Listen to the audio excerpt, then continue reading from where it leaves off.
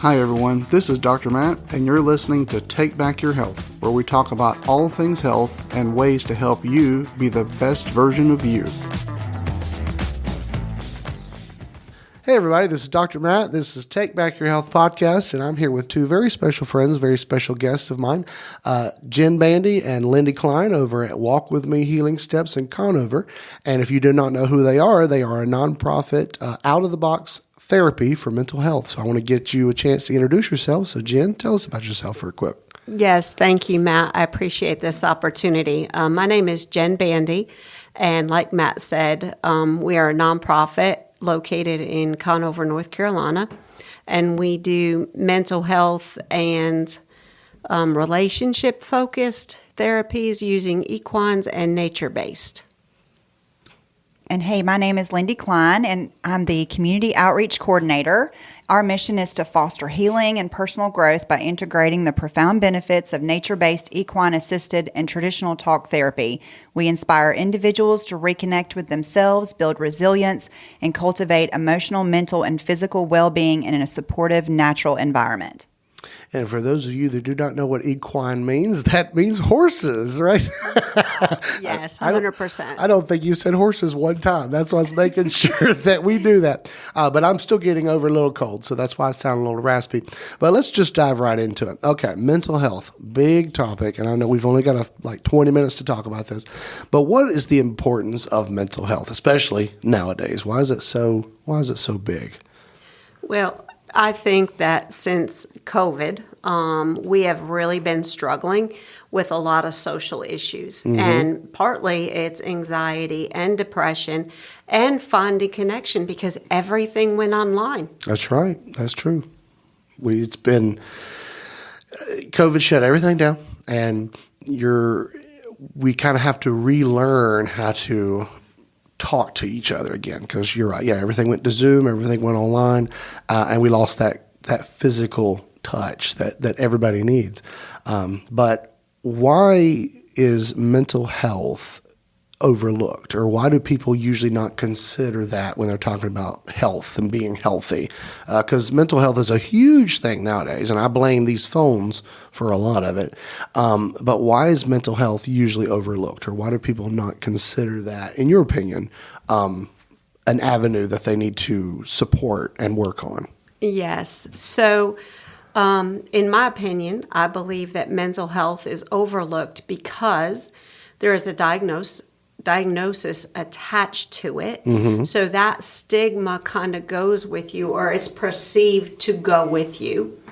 Also, I feel like a lot of people don't understand that there is a fix or a cure or things that we can implement for improved mental health. Typically, when we think of mental health, what do we think of? Anxiety, depression, those are two big ones. Yeah, and that there's not a cure, or it's a lifelong sentence. And there is conditions like bipolar, schizophrenia, you do have to deal with that for life. And there's medication that you have to take. Mm-hmm. But I would say the majority of us have what I would call maladaptive behaviors, and I'm going to air quote maladaptive because I think they were very adaptive. Mm-hmm. So they helped us survive maybe some difficult times that we had during our childhood or adolescence. And those maladaptive behaviors come with us into our relationships today. Mm-hmm.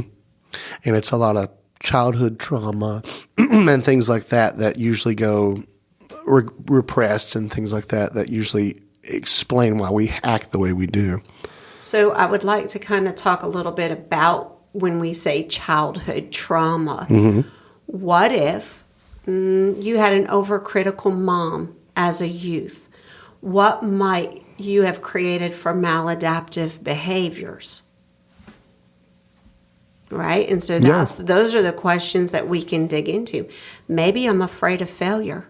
Oh, yeah. Right. I have that. I think everybody has that. Nobody wants to fail. Right. But failure, if we could reframe failure, could it be a learning opportunity. Oh, yeah. Try something, see if it works. If it doesn't work, try something different. That sounds so much more normal than failure. Exactly. Yeah, it's all how you look at it. Exactly, because failure is a great teacher, but if you look at it like I failed, I didn't do something right, obviously you're going to get in that mindset. But if you look at it as that's not how to do it, so now I know that's not how to do it, so I can try something else, and you throw a positive spin on it, which is it's all how you look at things. And sometimes shame can step up and step forward when people feel like they're failing. Oh, of course. But if somebody is having issues, why is it so difficult to ask for help, I should say? So obviously, everybody struggles with mental health. It's not just some people. Everybody has it in one way or the other. And some people are not able to recognize that. Or they don't want to admit it, one or the other, out of fear or something like that, or just they don't know what to do. So why is it difficult in your line of work that you've seen with clients that they have trouble either expressing what they're feeling or asking for help and reaching out? So sometimes it can be that it's not bad enough yet. Yeah, we're not there yet, right? Correct. And it hasn't affected me yet. It hasn't affected my marriage. It hasn't affected my relationship with my children. For example, anger, right? When anger steps forward, mom had an angry outburst. It's okay. A couple days, she's going to be fine. We're going to be right back into the normal business.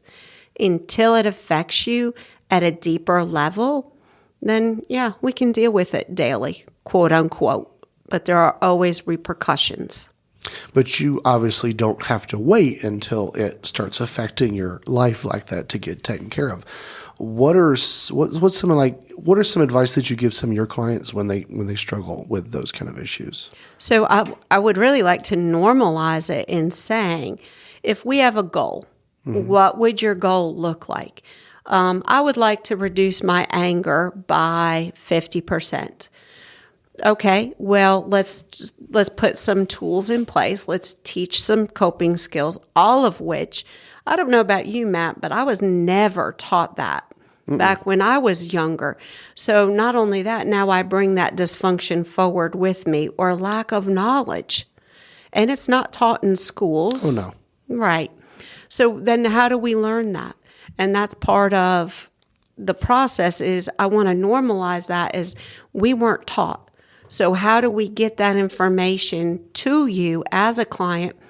That's where the horse piece comes into play, because now you get to practice those tools in real hands-on situations. Once you start to practice, then you can say, I see how that can affect me in my two-legged world. Now you can take that information out and make changes immediately. Is it going to be difficult? 100%. Oh, yeah. The journey is not easy. But if you have awareness, it can be a little bit easier every time you practice it. Exactly. But why, like Lindy, since you are the equine specialist, why do you specifically use horses and not like cats or dogs or things like that? Why specifically equine, I should say? Is it a special connection with horses? Well, horses are prey animals. So they actually, out in the wild, how do you think they keep themselves safe? I don't know. Well, they run, they stay in herds, they kick, they bite. And so they have to keep themselves safe out in the wild, right? So how do people keep themselves safe? They guard themselves. They carry guns. Jen's smiling. She says, yep. Well, that's true. And the thing about horses is also they connect with body language. Like that's how they communicate. So it's kind of like it's kind of parallel to people, but they connect on so many levels because they can feel things about you. I think it's 4 feet away. They can feel your heartbeat.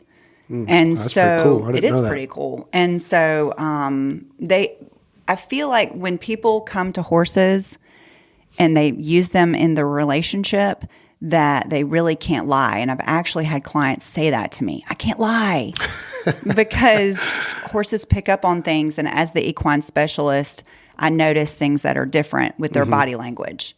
So it's just a different type of connection. Trauma happens in relationships and can be healed in relationships. So it's really neat that you can actually have a relationship with a horse, which is what you do when you come out to our facility, and that it's very healing for them because there's no judgment. Those horses are there. They're there to support them, and they have a purpose, and they know that. I think and you touched, and that's a big reason. I think another reason why people find it difficult to ask for help is because of the fear of judgment. They don't want to feel like they're different. They don't feel like they're ashamed. They're not doing anything wrong. And we'll kind of dive into that real quickly here because I do want to talk about the two biggest issues in mental health that I see everybody usually has is anxiety and depression because that's so prevalent nowadays. And how do you find that you deal with patients that have anxiety, depression issues? I myself, I'll admit, I am a very anxious person. Being a small business owner, you tend to have those problems. But I try to think of it sometimes to not let the anxiety control me. It's like I don't have anxiety. I choose to be anxious. And when you look at it that way in your mindset, you can start to control things better. And you can start to overcome and conquer that. But how do you, when you're dealing with clients, help them progress through those anxiety, depression moments? Yeah. So first we reframe control Yeah. because is that even really real? Possibly not, right? But what we can do is regulate. So the other little piece that I'm going to kind of bring into this is we have to talk about emotion. Yeah. Right? And so if we look at anxiety, what emotion might drive anxiety? Fear, usually. 100%. Lack of control. Fear-based. So now we can dig into what are you afraid might happen in this situation? So you come to me, we're having a session, we're chatting about it. What are you afraid might happen? And then we can dive into that. We can dig into that. And then we can say, okay, what can you put in place as anxiety comes up in your body? What are you noticing, right? Because it all ties back to our body. And emotion lives in our body. So with fear, I might experience an increased heart rate. I might hold my breath. I might feel tension in my shoulders. Grit your teeth. Yeah. Grit your teeth, all those physical things that happen. Now, once we can start to notice when my body shifts, well, what is it that I actually feel in this moment? Maybe it's real, maybe it's perceived, maybe it's part of our childhood that's stepping forward saying, okay, I'm going to cause you anxiety right now because we're going to feel fear of failure. Exactly. Anxiety is actually a good thing to it because it's your body's way of protecting. It's kind of like your fight or flight response. I mean, it's your body trying to protect you from something, but it's when you start to overthink and overanalyze and start to come up with these different scenarios in your head that are not even true, like you say, and we start to think that those are real, that's when it becomes a problem. And I know depression is probably opposite of that, Yeah. Give your little spiel on depression because that's a little bit more, I'm So, sure, yeah, that's difficult to diagnose. That's part of the emotions that, we don't like to really talk about. But what if we did talk about grief? Yeah. What does that look like? Because I can grieve the loss of my childhood. I can grieve the loss of the majority of my adult years. I can grieve the loss of a relationship, of a job. It doesn't just have to be a loved one has passed away.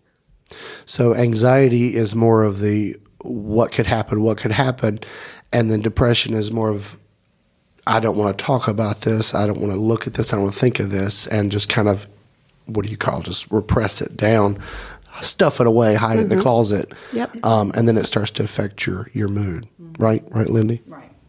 I don't know if you had anything to add to that or not. Jen's over here hogging the mic. But Well, we learned that we live in a threshold and we want to be in that middle ground, like above the threshold. You're really anxious and there's anxiety and there's all this stuff that's going on. Your heart's racing.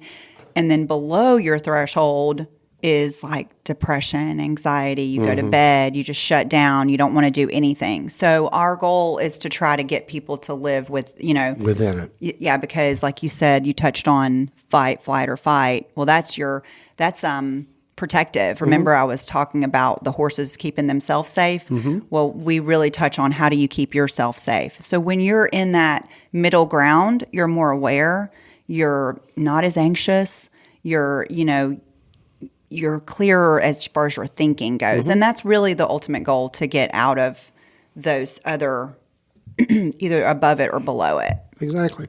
No, and I think one thing you do want to make sure people know is that you don't have to stay in those lanes. Just because you struggle with anxiety, you struggle with depression, doesn't mean that defines you. You don't have to continue to live that way. So what are maybe one or two tips that maybe you can give somebody that might be struggling with anxiety or depression to kind of help them overcome that, or a way to kind of get around that way of thinking here before we have to wrap things up? Sure. So I would like you just to notice. I would invite you to notice, what is your breath?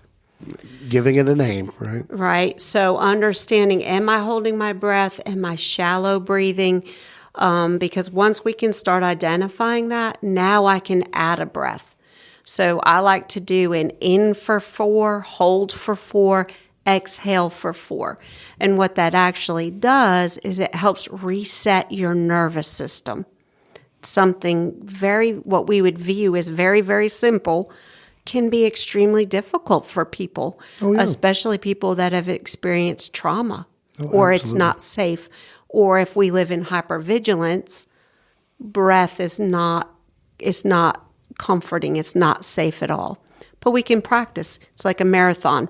We need to start here and build it up so that eventually we can run the marathon. Oh yeah, it's not. Mental health is not something you can conquer in a day, and that's why I call it battling inner demons, because we all have those. But it's like when I say you give it a name, because when you you call a demon out, you have control over it because you have the name.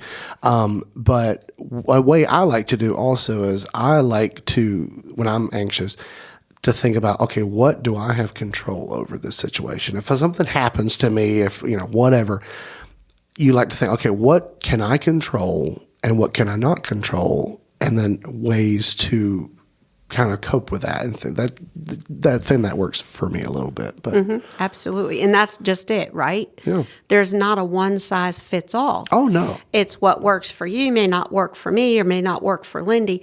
So we have to try different pieces to see if it works. Did you notice anything? And if you did, maybe try it a little bit further. And that's okay. Exactly. And because you do all that, talking about difference, you also offer, because I want to wrap things up here, but I want to let people know how to get a hold of you and how to connect with you if they want to become a client of your office. How do you do that? And then the different classes and stuff that you also offer, because you don't just deal with anxiety, depression, you deal with different types of all walks of life, right? So if somebody wanted to set up an appointment with you to talk about this, how would they do that, Lindy? They would contact us at our offices. It's 828-330-4152. You can get in touch with Liz Wise or Jen Bandy or any of us at the team. Or you can also email us at info@walkwithmehealingsteps.com. We also have a website, walkwithmehealingsteps.com, and we have a veterans program called operationbattlehorse.org. Awesome. And you've got, like I said, Operation Battle Horse. That's for those of you that do not know, that's for the veterans, right? Mm-hmm. For veteran mental health. And then you have Your Beautiful Balance, yes, which is for women, yes, especially women that have been through trauma and things like that. And then you have your Barn Buddies, correct? Still, yes. Do you have your Barn Buddies, which is your neurodiverse group? Is that what you? Yes, 18 plus neurodiverse. Gotcha. Yes. Okay. And we have Stable Steps, which is for our youth program. Okay, I didn't know about that one. Yeah. Right. And so you've got lots. we do have a lot, but also we offer individual sessions, and that's where a lot of people want to start, because group can be intimidating. Oh, of course. So start with an individual. We have a licensed mental health clinician on staff. If you have insurance, there are some insurances that we do accept.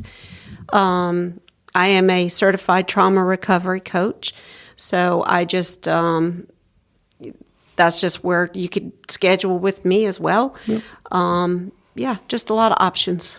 Oh, great.